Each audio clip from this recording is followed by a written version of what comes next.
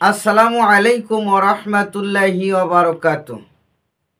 দেশ ও বিদেশ, কাছে ও দূরে, যে যেখান থেকে এই ভিডিও শুনছেন সবাইকে আন্তরিক সালাম এবং মোবারকবাদ। সম্মানিত দর্শক শ্রোতা, আজ আমি আলোচনা করব আমাদের দেহের মধ্যে যতগুলো অঙ্গ প্রত্যঙ্গ আল্লাহ পাক দিয়েছেন, আমাদের যেই অঙ্গ প্রত্যঙ্গ দ্বারা আল্লাহ সুবহানাহু ওয়া তাআলা সৃষ্টি করেছেন বড় সুন্দর করে, সুন্দর অবয়ব দিয়ে। এই সুন্দর অবয়ব, এই সুন্দর সৃষ্টি, এই যে মুখ, চোখ, কান, দাড়ি, সব কিছুতে আল্লাহ পাকে যে পছন্দ হয় সেইভাবেই আল্লাহ পাক আমাদেরকে সৃষ্টি করেছেন। এই অঙ্গ প্রত্যঙ্গের ভিতরে সবচেয়ে গুরুত্বপূর্ণ একটা অঙ্গ নিয়ে আজ আলোচনা করব, যার নাম হলো চোখ। আইনুন শব্দের অর্থ হলো চোখ। এই চোখ এমন একটা সম্পদ, চোখের সাথে মানুষের ব্রেন কাজ করে, চোখের সাথে মানুষের অন্তর কাজ করে। চোখের কারণে মানুষের আমল সহি হয়, আবার চোখের কারণেই মানুষের আমল গয়রে সহি হয়। চোখের কারণেই মানুষ জান্নাতে যাবে, আবার চোখের কারণেই মানুষ জাহান্নামে যাবে। চোখ এমন একটা অবস্থান মানুষকে তৈরি করে দিতে পারে, হয় ভালো না হয় খারাপ। চোখই পারে এরকম একটা বিষয়ের নেতৃত্ব দিতে।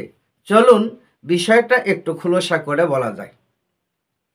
আমাদের প্রিয় নবী হজরত মুহাম্মদ সাল্লাল্লাহু আলাইহি ওয়াসাল্লাম নিজের জবান থেকে বলেছেন যে তোমরা রাস্তার উপরে বসা থেকে বিরত থাকো।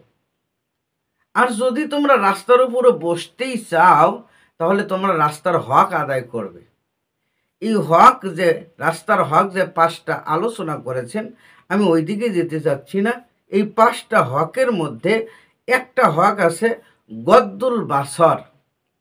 আল্লাহ রাসূল বলেন যে তোমরা তোমাদের চোখটাকে অবনত রাখো, নিচু দিকে করে রাখো। কারণ এই চোখ যখন সামনের দিকে যাবে, রাস্তা দিয়ে অনেক মানুষ চলাচল করে, কেউ পর্দায়, কেউ বেপর্দায় চলাফেরা করে, ভালো মন্দ অনেক কিছুই তারা দেখতে পায়। এই চোখ দিয়ে একটা ভালো জিনিস দেখতে পেলে সহজে মানুষের মাথার ভিতরে কাজ করুক আর না করুক, খারাপ জিনিস যখন দেখতে পায় তখন কিন্তু মাথার ভিতরে খারাপ কোনো চিন্তা আসতে পারে। এই মাথার ব্রেনের সাথে মানুষের চোখের একটা সম্পর্ক আছে। চোখ দিয়ে যেটা দেখে লগে লগে ব্রেন তা ক্যাচ করে এবং সেটা উপলব্ধি করার জন্য তার অন্তর কাজ করে। সম্মানিত ভাইরা, এই জন্য চোখে যদি আপনি দেখেন তাহলে কোরআনের আয়াত দেখুন, চোখে যদি আপনি দেখেন রসুলের হাদিস দেখুন, চোখে যদি আপনি দেখেন আল্লাহর নিয়ামতগুলো দেখুন, আপনার ঈমান মজবুত হবে, আমল সহি হবে। কিন্তু চোখ দিয়ে যদি আপনি খারাপ কোনো কিছু দেখেন, একবার দুইবার দেখতে দেখতে এক পর্যায়ে আপনার চোখটাও খারাপের দিকে বেশি আকৃষ্ট হয়ে পড়বে। আর এই আকৃষ্টটা আসলে চোখ হয় না, হয় কি মন। আর মনকে ধাবিত করার জন্য, এই আকৃষ্ট করার জন্য উৎসাহ দান করে। যেমন আগুন, পানি চুলার মুখে দিয়ে জাল করলে, এই আগুন নিচে ধরায় দিলে ওই আগুন কিন্তু পানিতে লাগে না, লাগে পাতিলে।